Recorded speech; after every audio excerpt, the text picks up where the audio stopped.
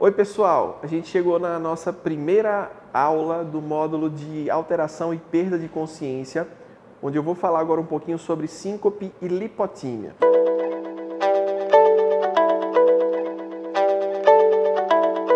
Só para vocês terem uma ideia, a síncope a gente chama uma situação onde o paciente ele tem um mal-estar passageiro, que geralmente evolui aí para uma diminuição da saturação de oxigênio periférico e de sangue no cérebro, e aí, consequentemente, como mecanismo de defesa, o cérebro ele desliga, apaga, então o paciente ele perde a consciência, e aí você determina a situação de síncope.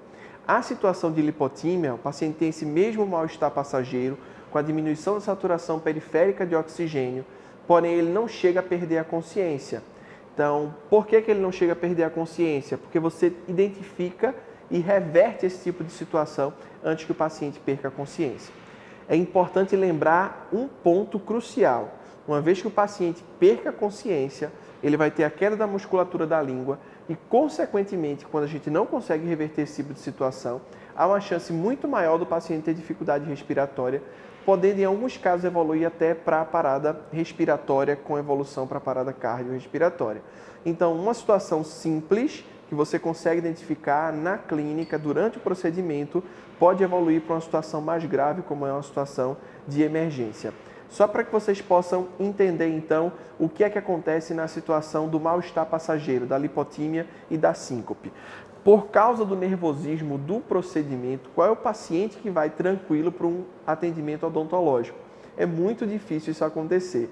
Então, por causa do próprio nervosismo do atendimento, da sensação ruim da anestesia, do gosto ruim dos materiais que a gente coloca na boca do paciente e pela própria posição que o paciente está sentado na cadeira, deitado no caso, né, que é uma posição passiva, ele não sabe o que é que vai acontecer com ele durante o procedimento.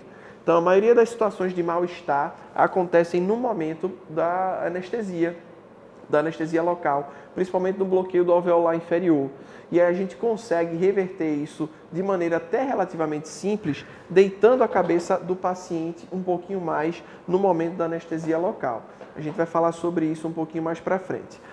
Quais são os passos característicos, os sintomas do paciente que está tendo esse mal-estar passageiro e começa a ter diminuição da saturação de oxigênio e diminuição da quantidade de sangue no cérebro e nas extremidades? Primeira coisa que vai aparecer no paciente detectável é uma sudorese. A gente vai perceber que o paciente ele começa a suar. E a palidez. Palidez e sudorese. O lábio do paciente ele fica praticamente branco. E aí o paciente ele vai dizer para você, relatar para você que ele está sentindo alguma coisa diferente. Geralmente, essa palidez e essa sudorese vem associada também ao mal-estar, ao enjoo. Alguns pacientes, quando passam muito tempo nessa situação de baixa saturação de oxigênio, eles podem vomitar durante o procedimento odontológico. E isso é um perigo muito grande, porque há risco sim de aspiração do líquido do próprio vômito e aí a gente tem uma complicação muito mais séria. Alguns pacientes passam por todo esse processo de mal-estar e não avisam. Ou algumas vezes esse processo é tão rápido que o paciente ele já evolui para síncope.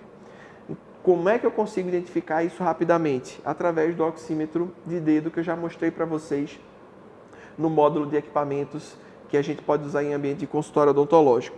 Se o paciente tiver com oxímetro no momento do procedimento, do atendimento odontológico, e eu consigo perceber que há uma diminuição da saturação de oxigênio, mesmo que ele não refira nada para mim ou que eu não perceba a palidez e a sudorese, eu já vou realizar a manobra clássica para que a gente possa reverter a situação de síncope e lipotímia, que é a posição de Trendelenburg.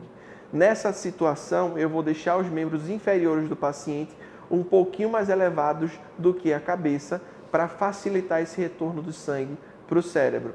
E aí eu consigo reverter isso de maneira muito rápida. 5 a 10 minutos, quando a gente tem esse retorno facilitado para o cérebro, você vai perceber que a saturação periférica de oxigênio ela vai aumentando, voltando a ficar entre 95% e 100%.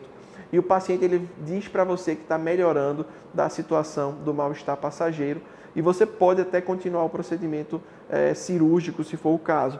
Para trabalhos eletivos, o ideal seria que você postergasse o procedimento até o paciente realmente ficar bem.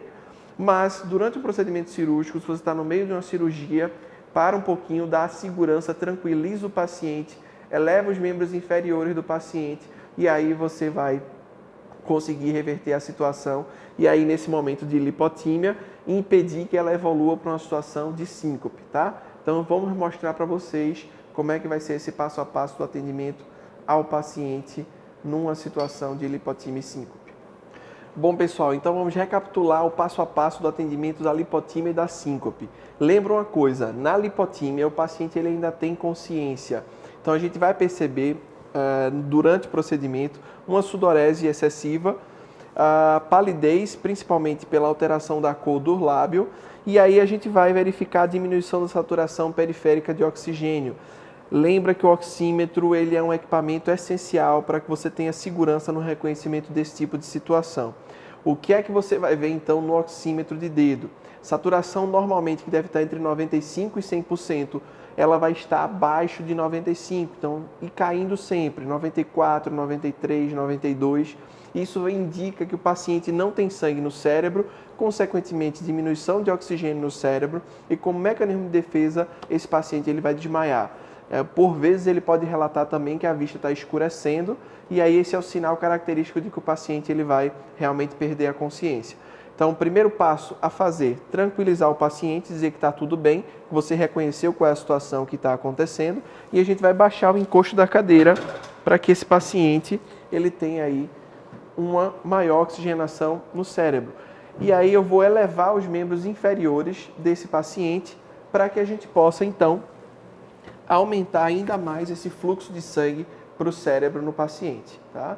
Então, baixou o encosto da cadeira, elevou os membros inferiores, a gente tem a possibilidade de aumentar essa quantidade de sangue de oxigênio no cérebro e ficar atento ao oxímetro.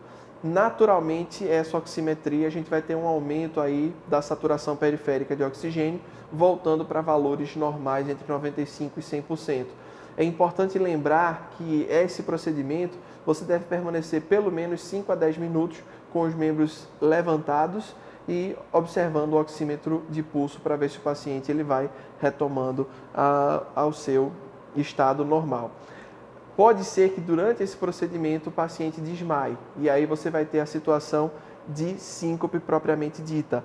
É uma situação mais complexa porque na situação de síncope, esse paciente desmaiando tem queda de musculatura da língua e pode desenvolver dificuldade respiratória. Então, se o paciente perde a consciência, a primeira coisa que a gente vai fazer, então, é pressionar o trapézio desse paciente, fazer uma pressão para que o paciente ele retome a consciência. Essa pressão ela tem que ser firme, pode ser feita no trapézio, pode ser feito um estímulo doloroso no paciente, tá? Ou você pode também usar qualquer estimulante respiratório, álcool ou amônia, por exemplo. E aí isso vai fazer que o paciente ele retome a consciência.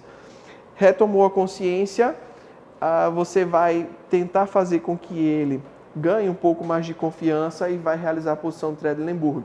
Nessa situação que o paciente já evoluiu para síncope, baixa mais o encosto da cadeira ainda desse paciente, deixa ele bem deitado e eleva bem os membros inferiores para que a gente possa aí então aumentar ainda mais a quantidade de sangue rapidamente para o cérebro, tá?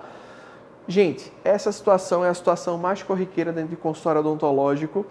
Vocês viram que os sinais característicos eles estão muito à mostra para a gente, então a sudorese, a palidez, a diminuição de saturação de oxigênio.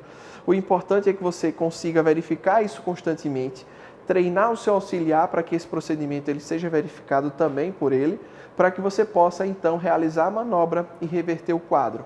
Reverter o quadro, o paciente está estável, se você quiser você pode continuar com o procedimento, se o paciente realmente estiver bem, mas pode ser que ele tenha outros episódios de lipotímia e síncope durante o procedimento cirúrgico, por exemplo, e aí a manobra tem que ser revertida.